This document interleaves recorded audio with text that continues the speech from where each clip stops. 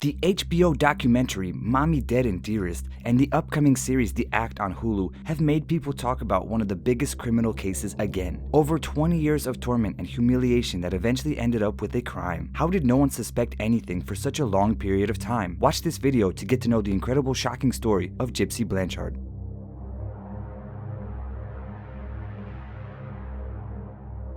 This story is so shocking that it's hard to believe it's true. Gypsy Rose Blanchard was born in 1991, shortly after her parents had broken up. At that time, her mother, Claudine, or Dee Dee, was convinced that the baby was suffering from sleep apnea and took her to the hospital. With time, she only became more worried, so the girl spent most of her life in hospitals, and her only memories were of medical tests and operations. When Gypsy Rose was 8 years old, Dee Dee admitted her daughter suffers from leukemia, epilepsy, muscle atrophy, and intellectual disabilities. The child even had her own nurse and was forced to use a wheelchair. Her mother moved her out of school, and the girl only finished the 2nd grade, which resulted in her not being able to read or write properly. To others, she seemed to be such a kind and devoted mother who took care of her daughter. They were living on an allowance, and she was collecting money for her daughter's expensive operations. But the crazy thing is that Dee Dee was the one who was actually sick. The woman turned out to be a manipulating psychopath, and she was suffering from Munchausen syndrome. It is a disorder in which a person causes symptoms of a disease in loved ones to make them helpless and cause compassion in others. That's why Dee Dee stuffed her daughter with muscle relaxants and large doses of medicine to cause side effects.